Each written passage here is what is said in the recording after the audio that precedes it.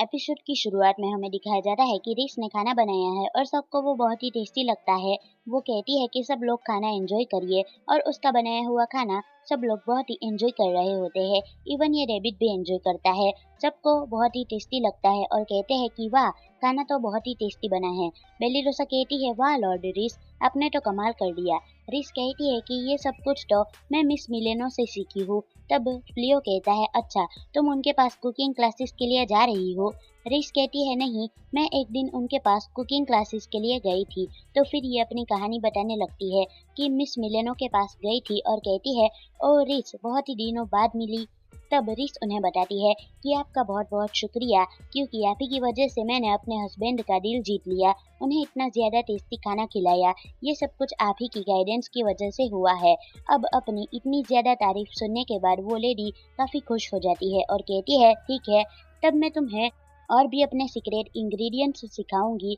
Scene वापस से present में आता है और रिस बताती है कि उन्होंने मुझे ऐसा खाना बनाना सिखाया है जो कि बच्चों को भी बहुत पसंद आएगा। अब ये लोग शर्मा जाते हैं और कहते हैं, हाँ, आप लोगों की तो शादी हो गई है ना, तो बच्चे भी तो होंगे ही। और फ्लियो भी काफी शर्मा जाता है। तब दरवाजे पर नॉक होता है तो फ्लियो और रिस दरवाजा खोलने के लिए जाते हैं, लेकिन जैसे ही वो लोग दरवाजा खोलते हैं, देखकर हैरान हो जाते हैं कि ये यहाँ पर क्या कर रही है, क्योंकि वहाँ पर प्रिंसेस आई होती है। और फ्लियो कहता है, मैंने आपसे पहले ही कहा है कि मैं हीरो बनने में इंटरेस्टेड नहीं हूँ। लेकिन प्रिंसेस कहती है, प्लीज सर, आप मुझे माफ कर दीजिए। ओ सॉरी, मेरा मतलब सर बनाजा, हमारे हीरो कैंडिडेट, प्लीज हमें माफ कर दीजिए। ये सुनकर फ्लियो हैरान हो जाता है कि आखिर इन्हें कैसे पता चल गया कि मैं बनाजा था। अब अगले सीन में हम देखते हैं कि प्रिंसेस घर में आ जाती है तो बेली रोसा कहती है, प्रिंसेस, ये चाय हमने बनाई है, अगर आप नहीं पीना चाहते तो कोई दिक्कत वाली बात नहीं है। लेकिन प्रिंसेस कहती है कि कोई दिक्कत नहीं है, मुझे सर फ्लियो से अकेले में बात करनी है, तो क्या आप लोग कमरे से बाहर जा सकते हैं? सब लोग तो जाने के लिए रेडी हो जाते हैं, लेकिन रिस बिल्कुल भी रेडी नहीं होती है, क्योंकि इसके हस्बैंड को किंगडम ने बहुत बुरी तरीके से ट्रीट किया था और कहती है कि मैं बिल्कुल भी नहीं जाने वाली हूँ। और फ्लियो कहता है कि आपको जो भी बात करनी है आप बात कर सकते हो। अगर आपको ऐसी कोई बात करनी है जो आप मेरी वाइफ के सामने नहीं कर सकती तो आप जा सकते हो, क्योंकि मेरी ऐसी कोई भी बात नहीं है जो मैं अपनी वाइफ के साथ शेयर ना करूँ। अब ये सुनकर रिस काफी ज्यादा खुश हो जाती है और कहती है, वाह, क्या बात है। तब प्रिंसेस कहती है, ठीक है, मैं समझ गई। तो उसके बाद बेली रोसा और बाकी सब लोग इस रूम से बाहर जा चुके थे। प्रिंसेस कहती है, सर बनाजा, मैं फिर से आपसे माफी मांगती हूँ। फ्लियो कहता है कि मैं अब बनाजा नहीं हूँ, मैं फ्लियो हूँ। वो कहती है कि हमारे किंगडम की ओर से हम आपसे माफी मांगते हैं और उस बैग के लिए भी हम आपसे माफी मांगते हैं जो कि आपको एडवेंचर के तौर पर दिया गया था, क्योंकि उस बैग से इतना खराब सामान निकला था। फ्लियो कहता है, प्लीज आप ऐसा मत करिए, आप अपना सर ऊपर कर लीजिए। लेकिन वो नहीं करती है और कहती है, प्लीज आप हमें माफ कर दीजिए। वो कहता है, मैं बस एक मर्चेंट हूँ और कुछ भी नहीं, और मुझसे माफी मांगने की जरूरत नहीं है। मुझसे माफी मांगने से कुछ भी नहीं बदलने वाला, मैं आपकी टीम में नहीं आने वाला हूँ। प्रिंसेस कहती है, मैं आपको ये बताना चाहती हूँ, एंड वो डेस्क पर एक मैप लगा देती है और ये इनकी ही आर्मी का मैप होता है। वो बताती है, ये जो येलो डॉट्स है, ये हमारे कैप्टन के पास एक डिवाइस है, और ये जो डिवाइस है ये हमारे बटालियन के लीडर के पास है। तो उन लोगों का लोकेशन पता चल जाता है कि वो लोग कहाँ पर है। असल में बात ये है कि जो हमारे मेजिस ने बैरियर लगाया था, वो बैरियर कुछ ही दिनों में खत्म होने वाला है, और बैरियर जैसे ही खत्म हो जाएगा, डीमन आर्मी तुरंत ही उन पर हमला कर देगी। रिस काफी ध्यान से सुन रही होती है। प्रिंसेस बोलती है कि रिकवरी मैजिक तुरंत ही खत्म होने वाला है, और जितने भी मेजिस थे वो सब अभी तक रिकवर नहीं हुए हैं। हम लोग अपनी जियोग्राफिक पोजीशन का एडवांटेज भी नहीं उठा सकते हैं। तो क्या आप उन टाउन के लोगों को बचा सकते हो, क्योंकि कुछ कुछ टाउन जियोग्राफिकल पोजीशन से बाहर आ चुके हैं। लेकिन रिस काफी गुस्सा कर रही होती है कि ऐसा बिल्कुल भी नहीं होने वाला है, तुम बहुत ही ज्यादा सेल्फिश हो, तुम ह्यूमंस और डीमंस की लड़ाई में मेरे हस्बैंड को क्यों घसीट रही हो? वो इस वॉर में नहीं आना चाहते, तो तुम उन्हें जबरदस्ती क्यों घसीट रही हो? प्रिंसेस बोलती है कि हमारे किंगडम का घेरा काफी ज्यादा छोटा पड़ गया है, हमारे पास उतने सैनिक नहीं है, कुछ कुछ गांव तो बाहर भी आ चुके हैं, हम लोग उन्हें बचा नहीं पाएंगे, इसलिए। मगर रिस को बहुत गुस्सा आ रहा होता है। वो कहती है कि ये किसी धमकी है क्या? प्रिंसेस कहती है, नहीं, ये धमकी नहीं है, असल में किंग ने काम तो बहुत अच्छे किए थे, लेकिन फिर बाद में उन्होंने बहुत बुरे काम भी किए थे, क्योंकि उन्होंने आपकी हीरो की पोजीशन को हटा दिया था और एक गलत हीरो को चुन लिया और फिर ये सारी चीजें हो गई। हालांकि किंग ने कभी भी अपने किंगडम को इस हालत में नहीं छोड़ा है। वो हमेशा अपने किंगडम को प्रोटेक्ट करना चाहते थे, लेकिन उनसे कुछ कुछ गलतियां हो गई। तो मैं आपसे कहना चाहती हूँ कि अगर हो सके तो आप इन छोटे मोटे विलेजेस को प्रोटेक्ट कर लीजिए। ये हमारे बस से बाहर है, लेकिन फेनरिस को अभी भी कुछ समझ में नहीं आ रहा होता है। वो कहती है कि तुम खुद रूलर बनना चाहती हो और मेरे हस्बैंड को इसके लिए इस्तेमाल कर रही हो। तब फ्लियो कहता है कि तुम्हें ये गारंटी चाहिए ना कि मैं डार्क आर्मी को ज्वाइन नहीं करूँ। प्रिंसेस कहती है हाँ, हमें यही गारंटी चाहिए कि आप डार्क आर्मी को ज्वाइन नहीं करिए। लेकिन फेनरिस को खुद भी समझ में नहीं आता है। तब फ्लियो उसे अच्छी तरीके से और काफी अच्छे अच्छे पॉइंट्स देकर समझाता है कि प्रिंसेस का कहने का मतलब नहीं है कि मैं उनकी तरफ से लड़ूं। वो चाहती है कि गांव के बाहर जितने भी कुछ कुछ टाउन बचे हैं, मैं उन्हें बचा लूं। अगले सीन में हमें हीरो और उसकी मेड को दिखाया जाता है एंड ये लोग उस होल से बाहर तो आ चुके थे, लेकिन अब बाहर आकर लोग इन्हें ढूंढ रहे होते हैं, तो इन्हें काफी तकलीफ आ रही होती है। तो ये लोग चुपचाप बैठे हुए थे। फिर उस मेड को बहुत जोरों से भूख लगती है, तो हीरो अपने उस बैग से देख रहा होता है कि कुछ खाना मिल जाए। तो वो 2 कुकीज निकालता है एंड एक कुकी उसे दे देता है। ये काफी खुश हो जाती है और तुरंत ही उस कुकी को खाना शुरू कर देती है और कहती है कि आपका बहुत बहुत शुक्रिया, आपने मुझे कुकी खाने के लिए दी।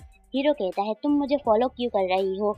ये कहती है असल में मैं एक नंबर की बेवकूफ हूँ और अगर मैं आपके साथ ना रहूँ तो आपके लिए भागना और भी ज्यादा आसान हो जाएगा, लेकिन फिर भी आप मुझे अपने साथ लेकर चल रहे हैं। अब ये सुनकर हीरो ब्लश करने लगता है। फिर ये लोग जाने की तैयारी करते हैं। तब तक हमें एक छोटे से स्पाइडर को दिखाया जाता है, जो कि अपना मुंह 2 बार हिलाता है और जाल फेंकता है और ये जाल इन दोनों के ऊपर फेंक कर इन दोनों को लपेट लेता है। और वहाँ ये लेडी आ जाती है और कहती है तुम दोनों सेक्रीफाइस के लिए काफी अच्छे हो। ये दोनों के तो होश उड़ जाते हैं कि ये क्या हो रहा है। सीन कट होता है और फ्लियो को नींद नहीं आ रही होती है। रिस पूछती है क्या हुआ हस्बैंड, आप सो क्यों नहीं रहे हो। तब फ्लियो कहता है प्रिंसेस ने जो मुझे बात बोली है, मुझे नींद नहीं आ रही है। तो फिर रिस उसके पास आ जाती है और कहती है आप प्रिंसेस के ऑफर के बारे में सोच रहे हैं। फ्लियो कहता है हाँ, मैं उसी के बारे में सोच रहा हूँ। छोटे मोटे टाउन्स खतरे में हैं, क्योंकि वो लोग उन छोटे मोटे टाउन्स को बचा नहीं सकते। उनके पास इतना ज्यादा मेन पावर नहीं है, तो मुझे लगता है कि मुझे जाकर उन्हें बचाना चाहिए। लेकिन मैं ऐसा दिखाना चाहता हूँ कि मैं किसी के साइड भी नहीं हूँ। मुझे इस बात की बहुत ही ज्यादा चिंता हो रही है कि आज तो ये दुनिया ऐसी है, लेकिन मैं चाहता हूँ जब हमारा बच्चा हो तो वो ह्यूमंस के बच्चों के साथ भी खेले और डीमंस के बच्चों के साथ भी खेले। मैं ऐसी दुनिया बनाना चाहता हूँ। और रिस उसका पूरा साथ देती है और कहती है हाँ क्यों नहीं। और ये कहता है रिस तुम्हारा बहुत बहुत शुक्रिया। फिर सुबह हो जाती है और डीमंस एक टाउन में हमला करने वाले थे और सब लोग घंटी बजा रहे होते हैं कि टाउन से भाग जाओ, क्योंकि डीमंस वहाँ पर हमला करने के लिए आ चुके हैं। और फिर दूर जंगल में एक छोटी लड़की को दिखाया जाता है, जो कि बेरीज इकट्ठा कर रही होती है और डीमंस आ जाते हैं। डीमंस काफी मात्रा में होते हैं और एक गॉब्लिन उन पर हमला करने के लिए आता है, लेकिन तब तक ये दोनों आ जाते हैं और उसकी कमर पर एक जोरदार लात मारते हैं। और फ्लियो एक बैरियर बना देता है और कहता है कि लड़की यहाँ से भाग जाओ और हाँ, सारे गांव वालों को बता देना कि उस डायरेक्शन में भागना है। रिस कहती है कि सर आपको नहीं लगता आप बहुत ही ज्यादा सॉफ्ट हो रहे हो, हमें इन्हें मारना चाहिए। लेकिन फ्लियो बताता है नहीं, अगर हमने ऐसा कर दिया तो काफी दिक्कत हो जाएगी, क्योंकि मैं दिखाना नहीं चाहता हूँ कि मैं ह्यूमंस की साइड से हूँ या फिर डीमंस की साइड से। और प्रिंसेस को ये एग्री भी कर चुका हूँ, अगर मैं इन्हें मार दिया तो इनका मतलब मैं प्रिंसेस की शर्ट मान गया और हार गया। अब ये सुनकर इसे हैरानी हो जाती है और कहती है इसका मतलब आप प्रिंसेस से हार गए। इसे समझ में नहीं आता है और ये रोने लगती है। तो क्या वो अब आपकी वाइफ बन जाएगी, तो आप मल्टीपल वाइफ रखेंगे। नहीं, ऐसा नहीं हो सकता, क्योंकि बहुत सारे डीमंस मल्टीपल वाइफ्स रखते हैं। ये कहता है अरे नहीं यार, मैं उससे शादी थोड़ी करने वाला हूँ। तब तक एक डीमन आ जाता है और कहता है अरे तुम इन लोगों के साथ क्या कर रही हो। और फ्लेयो कहता है मैं तुम लोगों को चोट नहीं पहुंचाना चाहता हूँ, मैं तुम लोगों से ये कहना चाहता हूँ कि चुपचाप यहाँ से निकल जाओ। मैं किसी को भी कुछ भी नहीं करूँगा और ना ही कुछ करने वाला हूँ। सब डीमंस हंसने लगते हैं कि तुम्हें क्या लगता है तुम्हारे कहने से हम लोग भाग जाएंगे। रिस कहती है तुम लोग तो एक छोटा सा बैरियर भी नहीं तोड़ सकते हो। फिर हमें एक बहुत ही बड़े और ताकतवर डीमन को दिखाया जाता है और ये डीमन आर्मी का सबसे हाई होता है ना, वो होता है।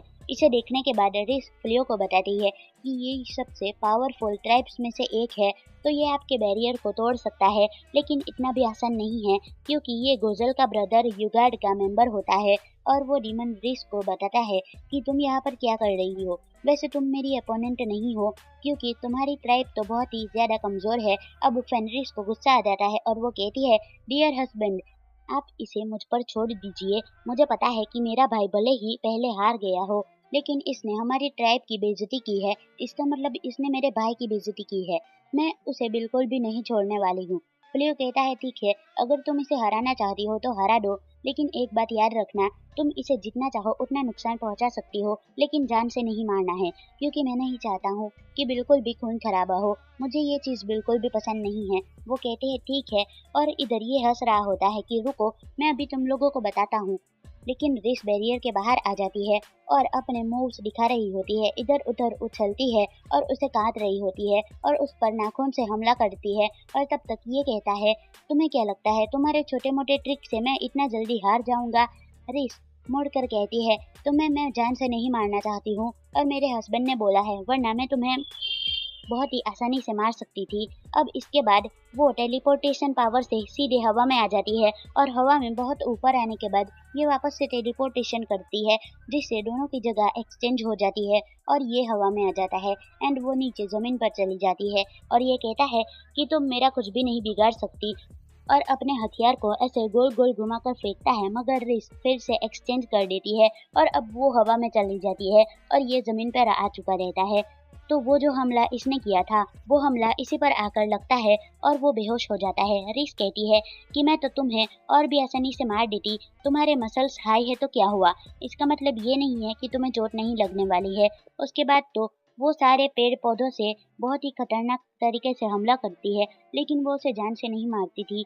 वो कहती है, अगर मैं अपने डर्टी ट्रिक्स का इस्तेमाल करती ना, तो तुम अभी तक जिंदा नहीं बचते। इसके बाद बाकी डीमंस फेनरिस पर हमला करने आते हैं, लेकिन फ्लियो कहता है कि बस अब बहुत हो गया। तो वो अपना मैजिक का इस्तेमाल करता है और सारे डीमंस कहते हैं कि आखिर ये क्या हुआ, किसी को कुछ भी समझ में नहीं आता है। और ये कहता है कि मैं इन लोगों को हैंडल करता हूँ, वैसे तुमने काम बहुत ही अच्छा किया है, लेकिन तुम्हें इतना नुकसान नहीं पहुंचाना चाहिए था, मैं अब इसे हैंडल करूंगा। सो इसके बाद फ्लियो उस डीमन को हील कर देता है और ये देख कर ये डीमन भी हैरान हो जाता है कि इसने मुझे हील क्यों किया।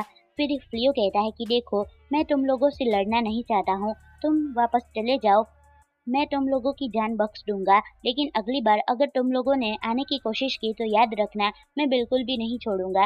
डीमन कहता है कि तुम कौन हो और ये तुम क्यों कर रहे हो, तुम किसकी तरफ से हो, हमें कुछ भी समझ में नहीं आ रहा है।